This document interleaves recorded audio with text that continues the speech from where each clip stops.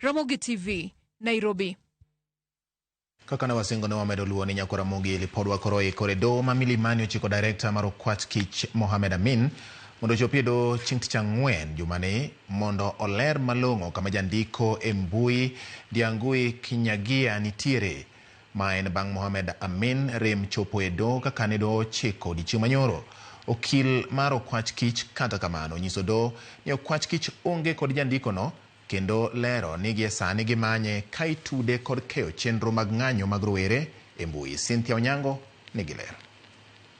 E tielo machielo, piny Kenya oyudore akiki yore mar chung' kod chik kata keto e tim chenro mag arita kama nenore gie sani en okang' mar buono chik mar chopo jandiko e mbui Ndiangui Kianyaga e doho ndalo 10 bang' lal mare.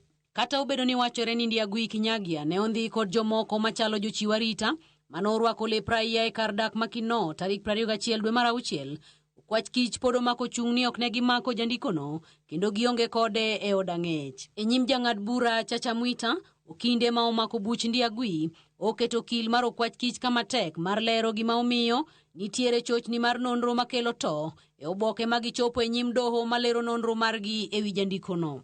The word that is not similar in both is the word sin, as in sin of crime.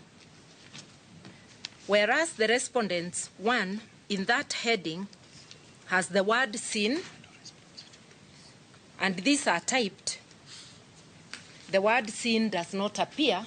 I'm not a document examiner, but even the writings appear different. Kaluore kod okil mar okwach kich, olero ne doho ni okwach kich ne otemo mako Ndiangui to ok ne giyude gino manochuno bila mondo monj ode kendo kaw masinde mage ma osebedo ka otudorego e mbui kaka okang' mar timo nonro matut. Wach ma okinde momako burano to odagi moumoi gi piny ngang' ni okwach kich okwach adier kaluore ni gin kod lony, ng'eyo kod gige tich mamiyo gi thuolo mar yudo ng'ato ang'ata ma gidwaro. It's clearly indicated that as at the time my clients visited the apartment of one Ndiangui Kianyaga, the gentleman was not at his apartment. He had left. Their caretaker has also confirmed that the gentleman left in a company of 2 other unknown ladies, Your Lordship. Their identities was not disclosed. This writ of habeas corpus is unlimited under Article 25, whatever the circumstance or whatever the situation. E kinde ni, emarawera moro mabende chuny mino ae, obuono chike mag doho kendo chungo chenro mag doho, ka okwedo kindo kwach kich, ka onyisogi ni giriambo kotit mapilore mudho gotieno, ni nendgi e wi jandiko no ok en adier, kendo sayogi mondo gichiw Ndiangui e doho kaka doho nyo chiko. You must stop extrajudicial killings. We will not come here to listen to your stories. You have abducted someone. His family is crying, and you are here telling us stories. Enough is enough. Extrajudicial killings and disappearances must end now. We must stop this madness. We must stop these evil things you are doing to us. It is not right to abduct someone and not present them to court. And you are here telling us stories about. Jang'ad bura Chacha Mwita bang' winjo nend okinde momako bura kod okinde mag okwach kich, owuok tung' mosuo kod okinde mag okwach kich, ka onyisogi ni ok odwa walo manon ewi neno mogajore, ka onyisogi ni gino ma odwaro en neno rawera no e doho.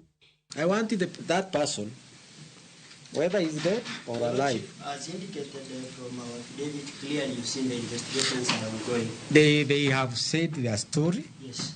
You have said your story. Yes. I'm looking at the 2 stories. Yes. Yes. There is no way a Kenyan will get out of his abode and vanish from this world without trace. It's not humanly possible. Ing'eto mare, jang'ad bura Chacha Mwita ochiko Mohammed Amin, director mar okwach kich mondo chope nowuon e nyim doho tarik 3 ma en tich ang'wen jumani mondo ler mong'ith achiel bang' moro kama jandiko no nitiere ma ok oleo. The director of criminal investigations do attend court on person on 3rd of July, that's Thursday at 11 a.m. and explain the whereabouts of the second petitioner or produce him in court. Anyuola mar Ndiangui ka otelnegi kod okil margi Wahome Thuku to owacho ni ok gimor ka gineno ni wuodgi ok ochop e doho kendo jotend sirikal mochung' ne arita bende obuono chik mar doho manyochiw nyoro.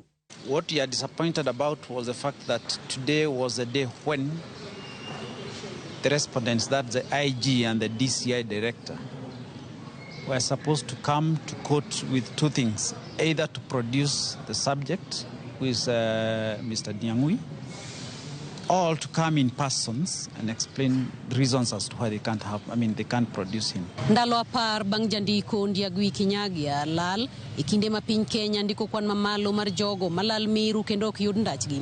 Doho chiwo ng'eto mar habeas corpus machiwo thuolo mar jogo duto ma omaki chopie doho bedo ni ngima kata oyo. Cynthia Onyango, Ramogi TV, Milimani. Erokamano nyakwa Ramogi kuom keto Ramogi TV gi report mar Cynthia Onyango tero e ywe mokwongo dakika 26 bang' saa 3 mar